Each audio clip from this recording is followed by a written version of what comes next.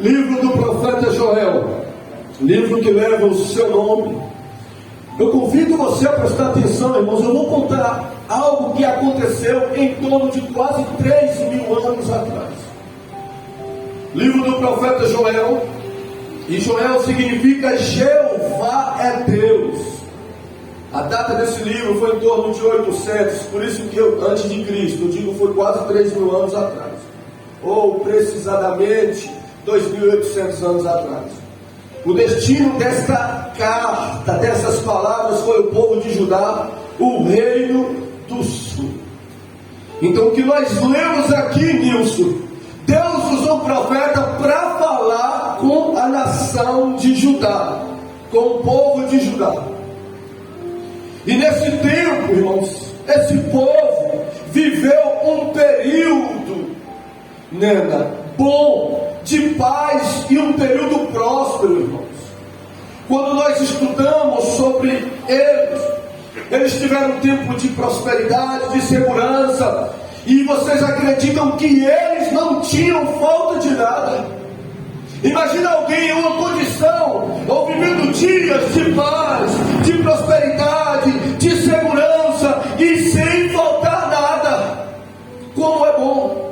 Como todos nós desejamos esses dias de paz, dias prósperos, dias de segurança, dias onde não vai faltar nada para nós. Era o que eles estavam vivenciando. Em contrapartida, existe um perigo mediante tudo isso. Existe um alerta mediante a esses momentos, André, em que as pessoas passam a viver. Eu sei que você, Arthur, como outros irmãos, pode pensar, mas espera aí, pastor, qual é o perigo que tem nisso? Eu viver dias prósperos, eu viver dias de paz, eu viver dias de segurança, eu viver períodos onde não me falta nada nesta vida. O perigo, irmãos, é porque alguns têm em ter as bênçãos. O perigo está em ser próspero, em adquirir bênçãos que Deus dá e deixar com que essas bênçãos passam a dominar, passam a controlar a vida daqueles que Deus abençoou. Não tem pecado em possuir bênçãos. O erro está em as bênçãos possuir as pessoas. E Judá, nesse período de bênção, de prosperidade, acabou se deixando levar por isso. E o Salmo 62, o verso 10, na parte B, o salmista diz assim: se você está sendo próspero, se as riquezas estão aumentando, não coloque nelas o coração de vocês.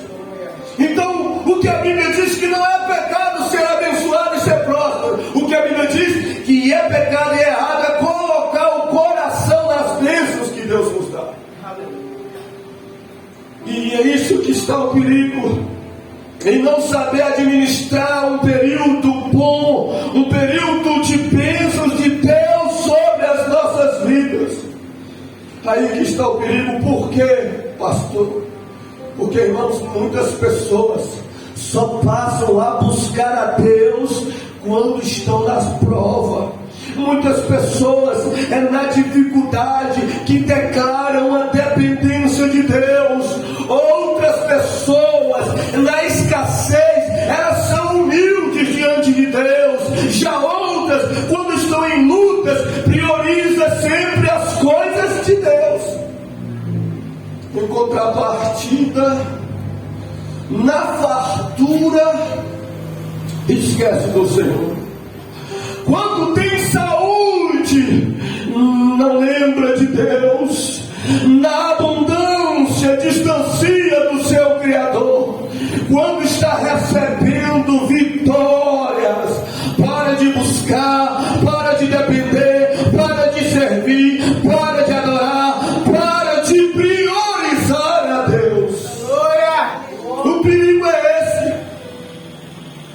E Deus, você pode me indagar nesta noite, pastor, e como Deus se sente quando alguém se comporta desta forma diante dele, na bênção, na vitória, na saúde,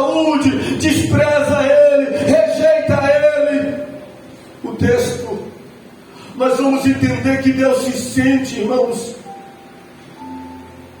desprezado, afrontado, desrespeitado, ignorado, desacatado por todos aqueles que são abençoados por Ele. Recebe saúde da parte dele, Ele concede vitórias, Ele multiplica e abençoa, e depois esquece e se afasta dele.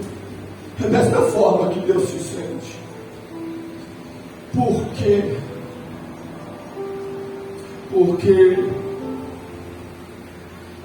nós, seres humanos,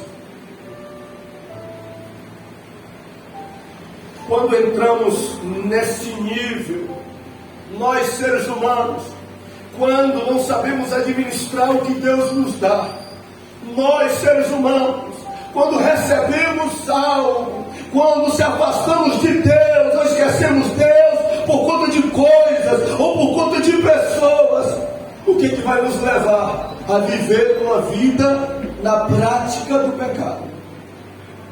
Vamos viver pecando, vamos viver dissolutamente no pecado. E aí o que vai acontecer? O que aconteceu com Judá? E isso estava acontecendo com eles. Deus abençoou, Deus prosperou, Deus proporcionou segurança, paz, e eles passaram a depender, deixou de depender de Deus, deixou de priorizar as coisas de Deus, deixou de buscar a Deus. E o que viria a acontecer com isso? O capítulo 1 vai revelar. Aí o profeta vai falar o que eles estavam atraindo para si.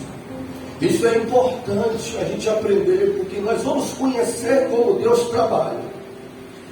Deus vai mostrar como Ele vai lidar com uma nação, com um povo que Ele abençoou, que Ele prosperou, que Ele deu vitória e que o mesmo se afastou dele. Eu e você estamos suscetíveis a isso.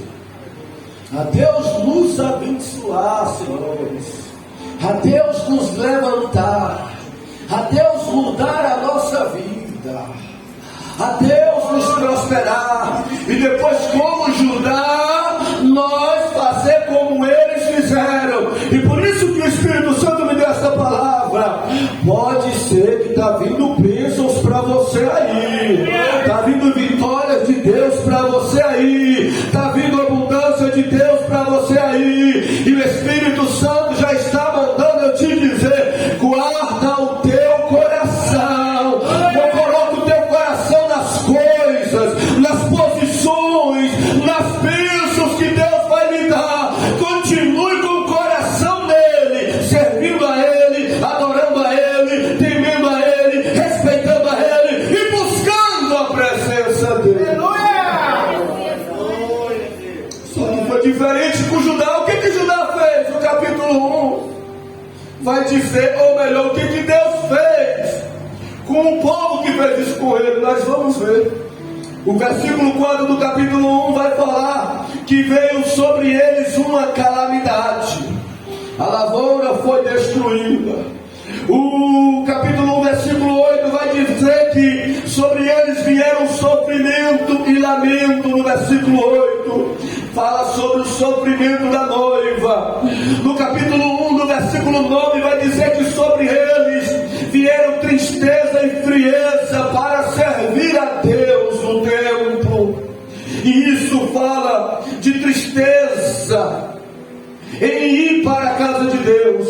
O capítulo 1, versículo 11 vai dizer que vieram sobre eles vergonha dos trabalhadores, aqueles que Deus abençoou, aqueles que Deus abriu as portas, depois que começou a trabalhar, esqueceu de Deus, parou de priorizar a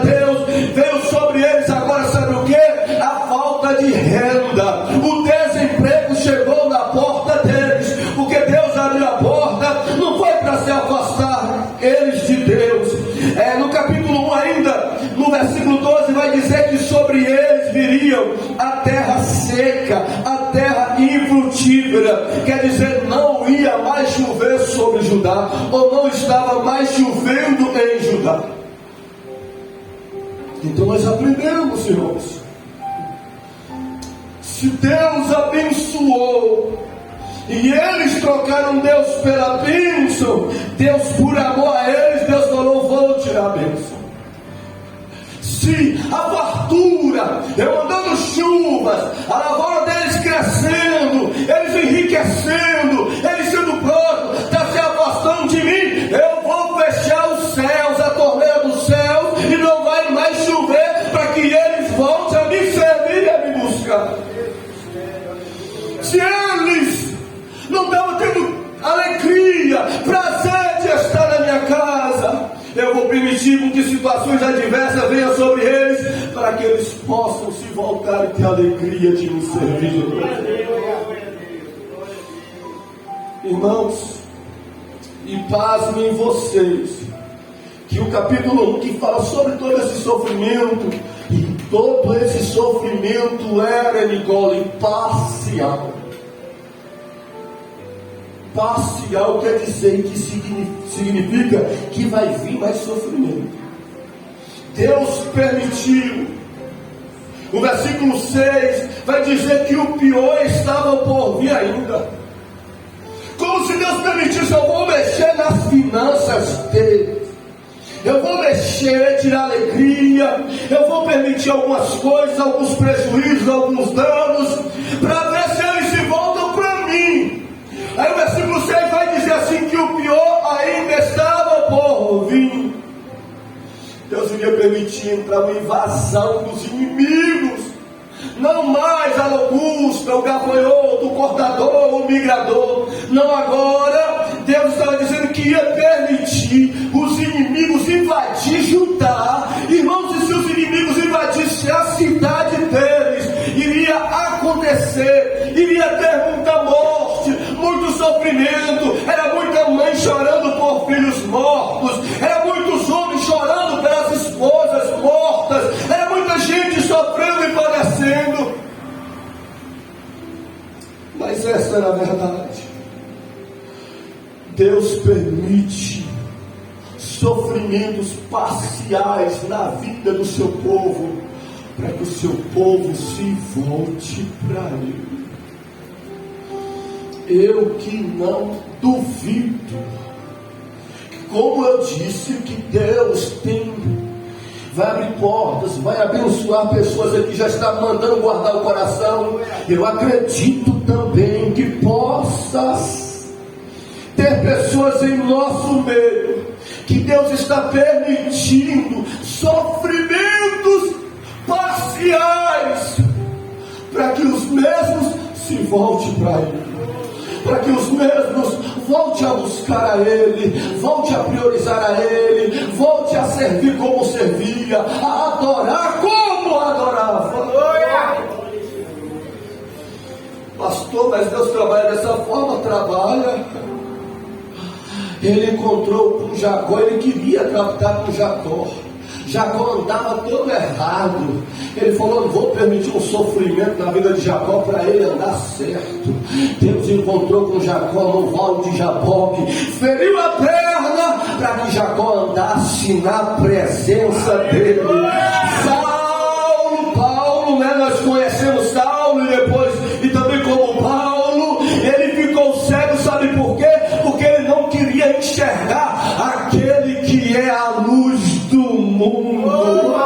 O rei Manassés, que tinha a liberdade de comer o que queria, de ir aonde queria, de viajar por onde desejava, de fazer tudo, mas não estava honrando a Deus. Deus permitiu que Manassés fosse preso, comesse, irmãos, bolotas, ficasse aprisionado, sofrendo, para que Manassés reconhecesse que existe um libertador nos céus.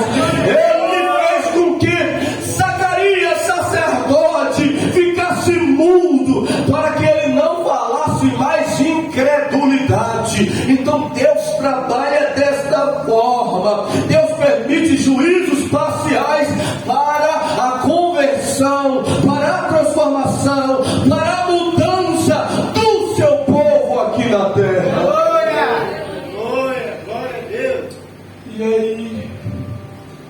Se eu estivesse lá naquela época, no meio daquele povo, eu poderia dizer, João, para o profeta: Joel, o que nós devemos fazer, Joel? Se é isso que Deus está permitindo, porque estamos nessa situação e nessa condição, o que nós devemos fazer, Joel? Pede a Deus, fala com Deus, para Ele te usar e para você falar conosco, porque nós não queremos estar nessa situação.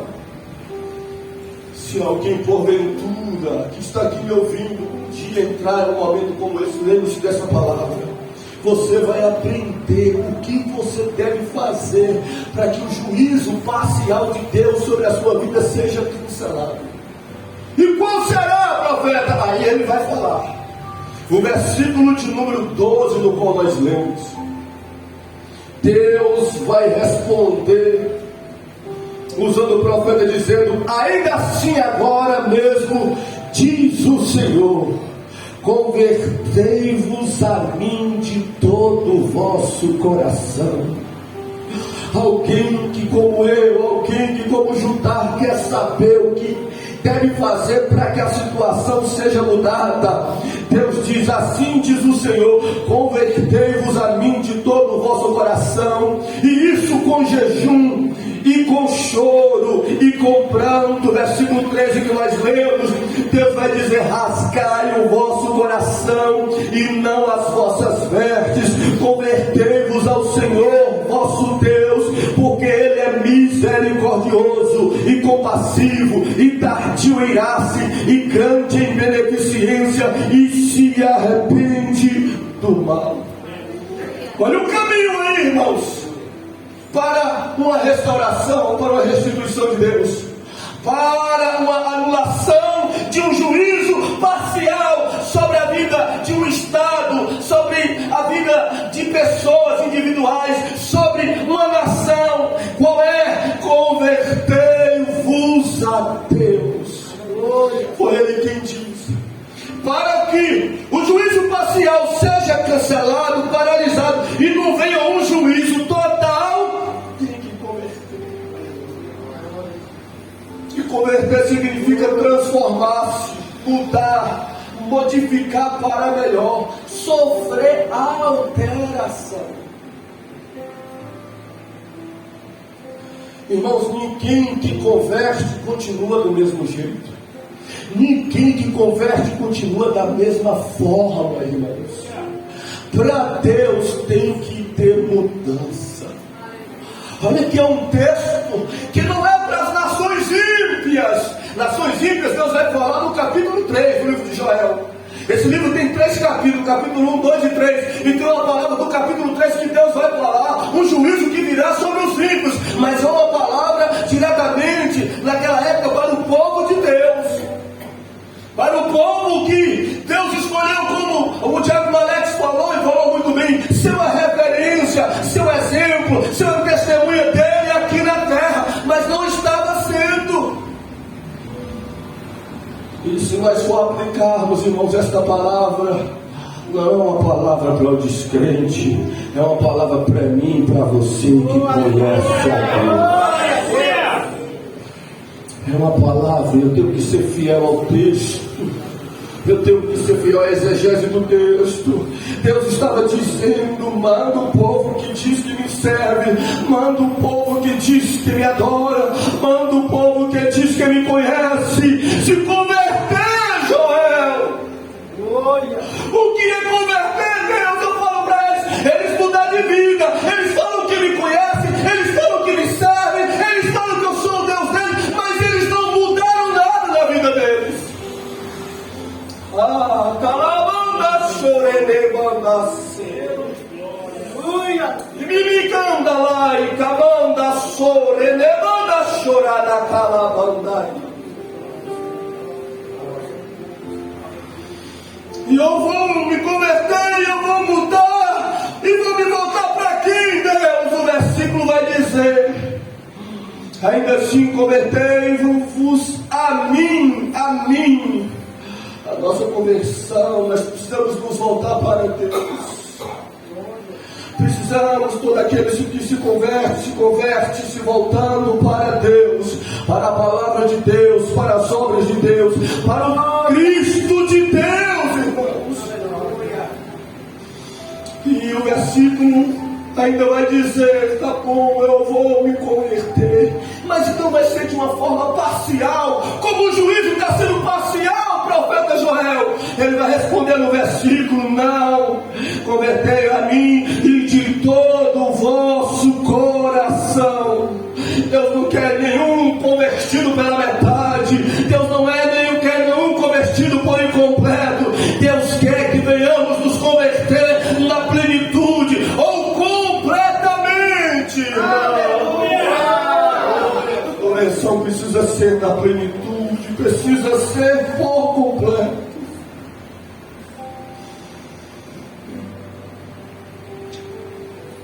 Tá bom, Deus, só que eu me converta por inteiro e por completo. E como é que eu devo começar? O profeta vai dizer: comece com jejum, comece com choro e comece com pranto. Isso fala de humilhação, irmãos. Alguém que não é convertido, ouvindo uma palavra dessa, vai se sentir ofendido, vai se sentir afrontado. Mas alguém que escuta uma palavra dessa de Deus, na exegese fiel, ele que precisa melhorar, precisa mudar, o que ele vai fazer? Eu vou me humilhar diante deste Deus, pois eu reconheço que eu preciso melhorar. O mesmo vai dizer para o Senhor: eu preciso mudar, Senhor. Eu preciso agir de uma forma diferente. Todo convertido se inicia, irmão, o processo de conversão, Jesus é demonstrado com humilhação. Tá bom, pastor, ou melhor dizendo, tá bom, profeta Joel, então eu vou orar, eu vou clamar alto, eu vou jejuar, eu vou chorar, e as pessoas vão ver isso, as pessoas vão contemplar isso, tanto em casa quanto na igreja, e vão ver que eu sou novo convertido. Aí o profeta vai dizer: tem um detalhe: rasgai os vossos corações e não as vossas vestes, e convertei ao Senhor vosso Deus. O profeta estava dizendo: a conversão tem que ser de dentro para fora. A conversão tem que ser genuína. Lógico que a conversão de dentro vai ser demonstrada por fora. A pessoa vai fazer, vai demonstrar porque nós conhecemos, e Deus vê também as atitudes de um novo convertido, ou de alguém que é convertido. Mas alguém que vai querer se disfarçar com atitudes de alguém convertido, mas sem estar convertido por dentro, não engana Deus, não convence a Deus, porque Deus conhece, Ele sonda as nossas mentes e os nossos corações. É por isso que o profeta falou para ajudar. Quer ser abençoado, quer que o juízo parcial seja anulado, converte. E deixa eu falar com vocês: vocês vão chorar, vocês vão jejuar, vocês vão buscar a Deus, mas eu quero dizer uma coisa para vocês: esse Deus que me chamou como profeta, Ele é onisciente. Não faça só essa prática rasgando roupa, não. Deus quer uma conversão genuína e verdadeira, quer que vocês rasguem o coração.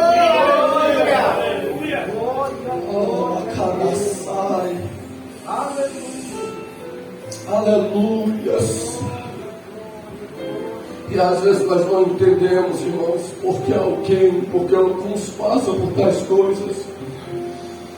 Mas a palavra revela, o Espírito de Deus revela. Nós precisamos melhorar como igreja do Senhor. Nós precisamos lutar para melhor, irmãos. Se queremos agradar ao nosso Deus, as nossas atitudes. Mateus capítulo 5, no versículo 16, se não me engano, o Senhor Jesus diz assim: que as vossas obras brilhem diante dos homens e que glorifique o Pai que está nos céus. A conversão traz uma exaltação exaltação à pessoa de Deus. Sim, mas a conversão traz também boas obras diante dos homens, irmãos. E é o que Judá não estava fazendo. E a gente fica pensando como Deus é bom. E Deus falou assim: olha, o juízo era parcial, ia haver um juízo total. Mas antes, Deus usou o profeta para falar: eu permiti tal situação para eles se voltar para mim, mas a vida para eles. Se eles não me ouvirem, se eles não mudar, se eles não converter, vai vir um juízo total. Mas se converter, Deus, o Senhor vai receber a si mesmo tanto tempo na tua casa, tanto tempo te servindo. O Senhor vai receber eles, o Senhor vai anular o juízo sobre eles, o Senhor vai abençoar a vida deles. Aí Deus disse: eu vou. Sabe por quê, profeta Joel? Porque eu sou misericordioso. Sabe por que eu vou receber, profeta Joel? Porque eu sou compassivo. Sabe por que, profeta Joel, eu vou dar outra oportunidade? Porque eu sou tardio em irar-se e grande em beneficência, e eu mudo atitudes. Essa expressão "me arrependo do mal" quer dizer, eu anulo o mal sobre a vida daqueles que eu disse que iria ter. Aleluia a Deus, aleluia. Deus é bom, irmãos. Deus é bom, e Deus anula, e Deus recebe. Deus recebe quem está no processo difícil e decide mudar. E antes de vir o juízo, vem a oportunidade de Deus. Eu estava meditando hoje nesta palavra em casa. Eu estava estudando esta palavra em casa. Novamente, eu estremeci quando chegou nesse momento.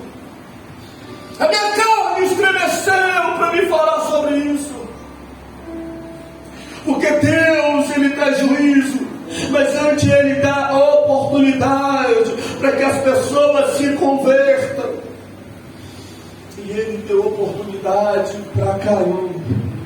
Ele deu oportunidade para Sodoma e Gomorra antes do juízo. Ele deu oportunidade para a população na época de Noé, no dilúvio. Ele deu oportunidade para Israel antes de Roma invadir, destruir a nação de Israel. Ele deu oportunidade, Jesus, para Judas Iscariotes tirar aquilo da mente, como Laila falou no meio de semana, não vender ele por 30 moedas. Ele deu oportunidade para o rei Saul voltar a obedecer eles, mas eles não quiseram. Pelo amor de Deus, eu digo nesta noite, pois me é dada a oportunidade de pregar esta palavra, e eu digo como o profeta Joel disse para eles naquela época, eu digo para alguém que me ouve hoje: Deus está nos dando mais uma oportunidade de mudança, de transformação nesta noite.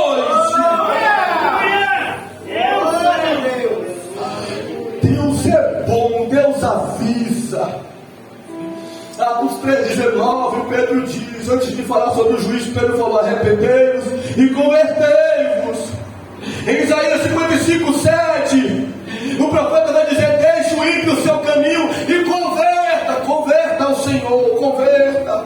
Como Atos 19, Pedro diz: arrepende, mas arrepender não basta, tem que converter. Ezequiel, o profeta, no capítulo 18, 32, diz assim: porque não tenho prazer na morte dos que morrem, mas eu tenho prazer com que o ímpio, porque o que pratica o mal, se converta e se volte para mim. Eu não tenho prazer na morte daquele que está distante. Deus não sente alegria na morte daquele que tanto resistiu e desobedeceu a Ele e será condenado. O prazer e a alegria que Deus tem, como está dizendo na palavra, é que os mesmos se voltem para Ele. Você, com a sua atitude nesta noite, você com a humildade nesta noite, ao dizer para Ele: Deus, eu ouvi a tua voz, eu ouvi a tua palavra, e eu vou melhorar, eu vou me voltar para ti, eu vou procurar melhorar, Senhor. Você vai alegrar o coração dele, você vai proporcionar nele prazer e alegria com a sua atitude de submissão e de humildade perante a palavra Hoje é noite de decisão. E Joel 3,14 diz: multidões, multidões no vale da decisão. Tem dias que é dia de decisão, tem momentos que é momentos de decisão, irmão, ou de decisões. E hoje o Espírito de Deus está mandando eu dizer: hoje Ele te concede uma ou mais uma oportunidade de decidir a sua vida. Aleluia! Eu vou dizer para vocês, aqui nessa casa, nesta noite, tem homens e tem mulheres que estavam sob juízos parciais de Deus outrora, algum tempo, alguns dias, semanas, meses ou até mesmo anos atrás. Homens e mulheres estão aqui nesta noite que viveram este processo, mas que Deus falou com ela, que Deus falou com ele, e sabe o que eles fizeram? Eles mudaram, eles converteram e hoje estão sendo abençoados por Deus.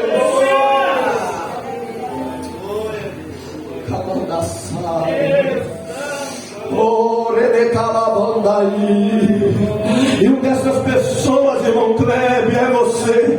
O Espírito de Deus me disse ali na porta, usando um anjo para falar sobre você para mim, e agora ele está testificando. Diga para ele que não era nem para ele estar aqui hoje, mas ele ouviu a minha voz outrora, ele tomou a decisão certa, ele converteu e hoje está aqui na minha casa e na minha presença. Eu anulei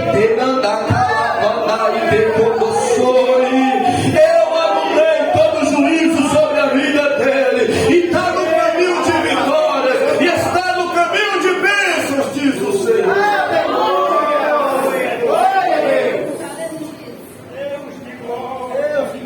Irmãos, precisamos tomar decisões, e decisões certas, e decisões quando ouvimos a palavra de Deus, e decisões para melhorar. Deus tem bênçãos e vitórias para quem toma decisões certas, para quem decide que vai melhorar e vai mudar. E o que pode acontecer, pastor? O profeta vai falar, irmãos, no capítulo 2, ele vai dizer sobre algumas mudanças. A primeira mudança, não vou falar na ordem, seria uma mudança material, uma restituição material, outra moral e outra espiritual. Sabe por quê? Porque alguém que está sob o juízo de Deus sofre perda, sofre dano, sofre prejuízo, irmãos. Um juízo parcial. E o versículo 19 do capítulo 2 vai dizer assim, ó, Deus falou assim, que depois que eles tomaram a decisão, porque no capítulo 1 eles tomaram prejuízo, o gafanhoto entrou e destruiu toda a lavoura, e eles ficaram sem nada.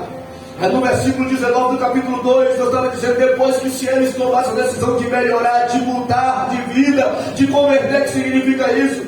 Deus diz, eu vos envio o trigo, o mosto e o óleo. Versículo 22 ele diz, os pastos do deserto reverdecerão. Versículo 24, estou falando de coisas materiais, as eiras encherão de trigo e os lagares transbordarão de óleo. Deus é Deus que cuida da vida material do seu povo. Muita gente antes de converter estava destruído financeiramente, estava passando por muita aflição, muita escassez, mas se voltou para Deus, converteu ao Senhor, mudou de vida, Deus abençoou mesmo, profissionalmente ou materialmente. Hoje não passa mais o que passava, porque Deus dá trigo, Deus dá mosto, Deus dá óleo, Deus fez com que os pastos que eram secos ficaram reverdeçantes. Deus mudou a situação, Deus encheu de trigo os depósitos, os lagares Deus está fazendo transbordar, e a causa e o motivo é porque uma nova pessoa é transformada, é convertida, é mudada para agradar a Deus. Deus tem prazer em abençoar o povo dele, mas Deus quer que o povo que ele abençoa seja um povo transformado e que honre ele nesta vida, irmão.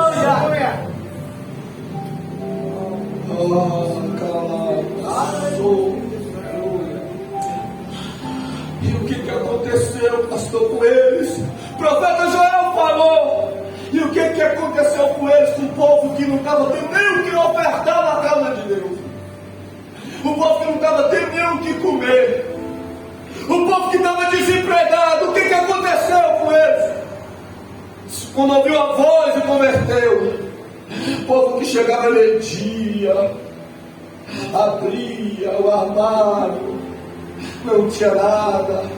Se naquela época tinha geladeira, abrisse a geladeira, só tinha água, não tinha gás para acender o fogão, a barriga roncava. O que aconteceu com aqueles que ouviu a Deus e mudou? A fome deu lugar para a fartura, irmãos. A escravidão saiu para a libertação. O choro e a tristeza foi substituída pelo gozo e a alegria. A seca foi trocada pela chuva. O prejuízo foi mudado pela restauração. A escassez foi alterada para a abundância de Deus. Deus só não vai abençoar materialmente quando você estiver no céu, porque no céu você não vai precisar de estar aqui, mas enquanto estiver aqui, como povo de Deus, como noiva de Jesus, Deus tem desejo e quer abençoar-nos materialmente, irmãos. Mas a segunda restauração deles foi a moral. O capítulo 2, versículo 19 diz assim: não vos entristeçais mais ao opróbrio entre as nações. Versículo 27b diz assim: o meu povo não será envergonhado para sempre. Isso aqui é uma vergonha moral, irmãos. Uma coisa é você passar dificuldades materiais, outra questão é você passar dificuldades morais. Moral é alguém, fala sobre princípios, é alguém que não tem o respeito das pessoas. É alguém que as pessoas olham, não respeitam, não admiram, desprezam por conta da conduta, por conta da imoralidade que às vezes está na boca, por conta da conduta errada perante Deus. Os homens não respeitam pessoas desta forma, irmãos. Pessoas que andam de qualquer jeito, pessoas que falam de qualquer jeito. Não dá para representar Deus na terra. As pessoas passam a não valorizar, a não dar crédito, a não ouvir por conta dessas coisas. Israel estava dessa forma, Judá. Deus havia levantado esta nação. E como se dissesse: olha, eu escolhi vocês para que vocês me representem bem na terra. E todas as nações respeitem vocês. Agora, com a falta de conversão, eles estavam sendo desrespeitados por todas as nações. Ninguém respeitava, ninguém dava crédito mais eles. Mas aí Deus falou: converte a mim, que eu vou mudar a situação de vocês. Eu vou fazer com que vocês sejam respeitados por todas as nações deste mundo. Enquanto eles não eram convertidos, eles ofuscou o brilho, eles foram lançados na lama. Foi tirada a beleza desta nação, deste povo. A sua dignidade, a sua reputação, a sua moral, a sua integridade. Imagina alguém viver, irmãos, você se deparar com alguém que tem um título de cristão, que diz que é cristão, mas não tem dignidade, não tem respeito, não tem moral, não tem um brilho do Espírito Santo. Imagina como Deus olha do céu para alguém assim. Mas o Senhor disse: com a conversão, falou para o profeta Joel, fala para o meu povo que eles se convertendo, eu vou restaurar a reputação deles, a dignidade deles, a moral deles, a integridade deles. Deus restaura isso na vida das pessoas. Deus restaura isso na vida de homens. Eu não duvido que tem alguém aqui que já passou por isso. que não tinha respeito da família, não tinha moral de amigos, nem para falar o nome de Jesus. Se fosse falar assim, mas Jesus está voltando, os outros que estavam em volta, quem é tu para falar isso para nós? Tu é pior do que nós, tu vem falar de Jesus para nós? Mas aí o mesmo, ou a mesma, ouviu o chamado e a voz de Deus, converteu ao Senhor. Aí hoje, quando chega em casa, no meio da família, agora eu quero falar de Jesus, todo mundo senta para ouvir. Chega no trabalho e fala, o povo chega, eu quero que você faça uma oração aqui, minha irmã e meu irmão, porque você é diferente, você faz a diferença, você é alguém que é convertido. Isso é o que? Isso é Deus restaurando a moral das pessoas. Olha! E Deus faz isso. O salmista, no Salmo 103, ele diz, ele fala bem assim, quem é como o Senhor que habita nos céus, que faz o que? Salmista, ele fala que se curva para ver quem está nos céus e na terra. Aí ele diz que é do pó levanta o pequeno e que do monturo ergue o necessitado. Para que Deus faz essa restauração moral? Aí ele diz, para assentar ele no meio dos príncipes. Deus restaura a integridade, Deus restaura o respeito, Deus restaura a moral. No Salmo de número 91, no verso 14 a seguir, Deus vai falar, porque vocês me amam, quer dizer, porque vocês se converteram a mim, vocês vão me invocar, eu vou responder vocês vão passar por angústias, mas eu estarei com vocês presente e vou livrar vocês. Aí Deus diz assim, e eu vou fazer com que vocês sejam respeitados. Deus restaura a moral, Deus restaura a integridade daqueles que convertem a Ele. E para finalizar, irmãos, o texto ali vai dizer que Deus restaurou a vida material, que Deus restaurou a vida moral, a integridade de Deus. Existe a mais importante, como eu disse, que não é na ordem cronológica. E essa é o começo, essa é o primeiro degrau de todas as demais mudanças. Esse é o primeiro degrau para uma vida de restauração moral e para uma vida de restauração ou restituição material. E qual é essa? O versículo 28 do capítulo de número 2. Deus diz assim, agora eu vou restaurar outra coisa de vocês, além da moral e além da material. Qual é, Deus? É a mais importante. Há de ser que depois derramarei o meu espírito sobre toda a carne. E os vossos filhos e vossas filhas profetizarão, e os vossos velhos terão sonhos, e as vossas jovens terão visões. E também sobre os vossos servos, sobre as vossas servas, naquele dia derramarei o meu espírito. Deus diz que eu vou restaurar a vida espiritual de vocês.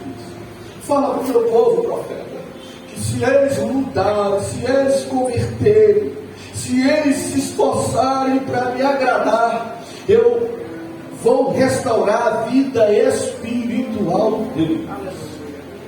E vida espiritual, irmãos, fala de intimidade com Deus. Se material, fala de bens materiais, falam de coisas desta terra. Se a vida moral fala de respeito das pessoas para conosco, de honras que Deus tem para fazer nas nossas vidas nesta terra, a vida espiritual fala de intimidade com Ele, fala de ser respeitado nos céus, de ser conhecido lá nos céus por anjos, por Deus. E Deus diz, eu vou restituir, eu vou restaurar a vida espiritual daqueles que se convertem a mim. Como? Derramando do meu Espírito. Eu queria convidar a Ícaro aqui na frente, junto com as irmãs. Eu queria que vocês cantassem o 5º louvor, irmãos, para que eu ministrasse sobre a vida daqueles, da igreja, uma restituição da parte de Deus. Então o profeta disse que Deus haveria de derramar do seu Espírito sobre eles. E interessante é que Deus não prometeu tão somente dar o Espírito, aí a expressão, Deus prometeu derramar do do seu Espírito. Eu queria te convidar a ficar sobre os pés, irmãos. Eu queria dizer que, como o profeta Joel naquele dia levou aquela mensagem de Deus para a nação, eu estou aqui também como profeta de Deus, trazendo essa mensagem para o seu coração. E sobre o profeta Joel não era dada a incumbência de obrigar o povo a mudar. A obrigação do profeta Joel era de transmitir a mensagem. Eu não vou aqui obrigar ninguém a mudar, a melhorar. Não, eu só estou fazendo o que Deus me disse nesse dia. Pregue a minha palavra. Oh, aleluia.